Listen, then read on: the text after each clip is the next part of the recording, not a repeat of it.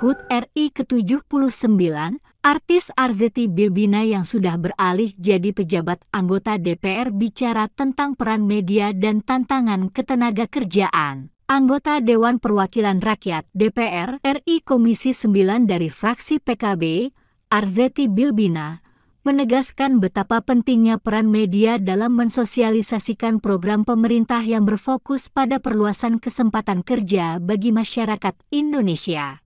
Pernyataan ini disampaikan dalam acara yang merayakan HUT RI ke-79, di mana Arzetti juga membahas berbagai peraturan perundang-undangan terbaru yang berdampak langsung pada kesejahteraan tenaga kerja di Indonesia. Dalam kesempatan tersebut, Arzetti Bilbina mengungkapkan pandangannya mengenai peran strategis media. Media memiliki peran yang sangat penting dalam menyebarluaskan informasi mengenai program pemerintah. Sosialisasi yang efektif adalah kunci agar masyarakat dapat memanfaatkan berbagai kesempatan kerja yang tersedia, kata Arzetti Bilbina saat diskusi.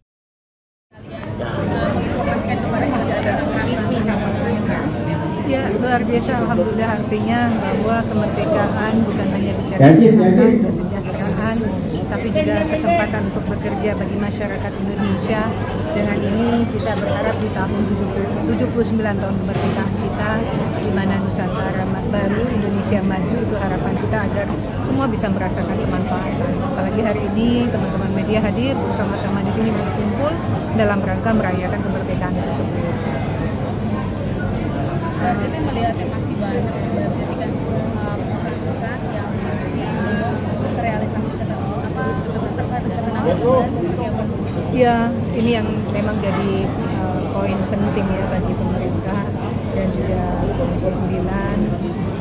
Kita selalu mengawal di dalam Kementerian Ketenagakerjaan Republik Indonesia banyak sekali terobosan-terobosan program yang selalu digelontorkan dibuat oleh Ibu Ida Fauzia. Jadi kami mengapresiasi dan tugas dari DPR adalah mengawasi jalannya pemerintahan, membuat anggaran dan juga membuat undang-undang. Jadi mari kita bersama-sama Komisi 9, DPR RI, Kementerian Tenaga Kerja Republik Indonesia dan tentunya tolak ukur untuk mensosialisasikan program ini ada dan dirasakan nyata oleh masyarakat adalah tentunya peran dan tanggung jawab dari teman-teman media. Jadi terima kasih juga untuk teman-teman media yang membantu untuk menyukseskan acara bagaimana penempatan perluasan kesempatan kerja bagi tenaga kerja Indonesia melalui undang-undang sosialisasi dari Kementerian Tenaga Kerja. Mbak bisa ini setelah undang-undang cipta kerja digulirkan itu banyak proposal.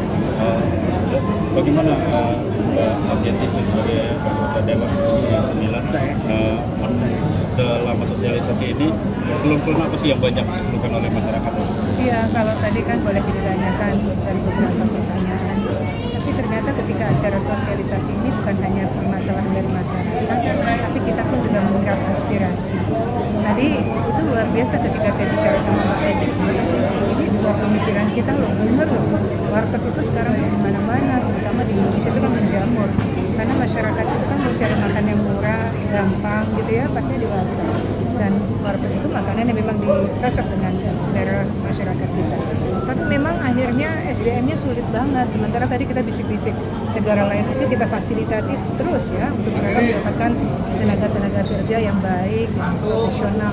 Kita sendiri ternyata di sini nggak mendapatkan itu. Ini PR banget nih buat kita. Jadi artinya dengan adanya pertemuan-pertemuan seperti ini kan banyak aspirasi juga yang nanti akan kita godok ketika nanti kita kembali lagi ke DPR. Tapi ini masukan yang bagus banget. Nggak kebayang kita loh, nggak kebayang loh. Ternyata warteg itu juga mereka sendiri pun juga agak dipersulit juga karena SDM-nya keluar masuk dan karena itu tadi kesejahteraan dari pekerja juga kurang diperhatikan juga. Nah pemerintah harus ikut juga nih sepertinya kalau kita mendengar tadi dari pembahasan. Menurut Mbak Zarti sendiri makna merdeka gitu menurut Mbak Zarti pribadi seperti apa? Ini yang memang harus sama-sama kita rasakan di batin, di fitrah kita ya. Kalau kemarin kita juga mendengar dokter muda, dokter itu kan nggak mudah untuk mendapatkan kelulusan di sekolah fakultas kedokteran. Artinya memang sudah cerdas, pemikirannya jauh gitu. Ternyata karena hanya dibully, tekanan mental, kemudian dia tidak kuat. Nah ini kan artinya kebebasan untuk kita juga berekspresi, mengeluarkan pendapat di lingkungan pekerjaan, lingkungan sekolah, lingkungan kampus. Wah ini nih harus jadi perhatian pemerintah sangat eksklusif ya. Karena bullying itu sekarang ini kan betul-betul mengganggu. Mungkin zamannya kita nih, kita kan seumuran ya, dulu tahun 90-an kita masih SMA, kita sih bukan bahasa bully dulu apa ya Mbak ya, di pelonco ya. Tapi pelonco-pelonconya kita dulu juga banyak apa ya Mas? Bukan pelonco apa ya? Paling bukan ospek. Kalau dibully kan ini bukan karena pas sekolah kan, kesehariannya kan bahasanya bully dulu, zaman dulu digembleng apa gitu. Jadi ya seperti itulah. Tapi dulu kita nggak tahu ya, kok kita bisa kuat gitu loh. Artinya generasi sekarang ini generasi yang mentalnya dulu yang harus diperhatikan. Pemerintah harus fokus sekarang masyarakatnya dulu, SDM-nya dulu. Kalau kemarin kan kita dengar ya 2 poin yang diprioritaskan pemerintah kemarin adalah pembangunan dan juga sumber daya manusia. Jadi saat ini sumber daya manusia harus betul-betul kita perhatikan dengan baik agar fisik, mental, terus semangat anak-anak kita itu mereka akan kuat gitu loh. Jangan sampai karena dibully kemudian mereka tertekan, kemudian merusak diri mereka sendiri, meminum konsumsi obat-obat yang terlalu berlebihan sehingga kemudian mereka meninggal. Gitu. Itu rasanya prihatin banget. Ini PR juga nih buat pemerintah. Jadi merdeka itu saat ini boleh dikatakan merdeka dari semua rasa yang kita rasakan sehingga kita mampu untuk berdiri di atas kedua kaki kita. Mbak, ini Indonesia usianya udah 79 tahun. Menurut Mbak Arzeti apakah sudah merdeka dari Mbak Arzeti? Sayang kayaknya kalau kita bicara merdeka walaupun dengan hitungan waktu yang sudah luar biasa panjang, itu rasanya kalau kita tidak membenahi bersama-sama untuk diri kita dulu, kalau kita masih merasa dikucilkan, kalau kita merasa tidak diperhatikan, kita merasa bahwa kita menzolimi diri kita. Jadi alangkah lebih baiknya kita merasa bahwa kita bisa, kita mampu, kita harus bersaing. Itu dulu yang kita prioritaskan sehingga kemerdekaan itu untuk diri kita rasakan ada. Setelah digulirkan sosialisasi ini, apakah dampak yang bisa dirasakan bagi UMKM dan startup itu? Iya, mudah-mudahan ya teman-teman media sudah menginformasikan poin-poin dari tadi. Itu kan merupakan satu jembatan untuk kesuksesan program yang dibuat oleh pemerintah melalui Kementerian Ketenagakerjaan. Jadi artinya kesuksesan sebuah program itu akan dirasakan masyarakat. Tiga poin ini adalah pemerintah, DPR, dan juga teman-teman media yang betul-betul harus selalu berpegangan tangan bersama-sama untuk menjadi bagian dalam mensejahterakan masyarakat ini. Tipsnya dong Bunda, agar pelaku startup maupun UMKM bisa usahanya berjalan. Ya, kita harus ikutin tren ya, kita harus ikutin tren, kita harus ikutin aturan yang berlakunya. Kita harus betul-betul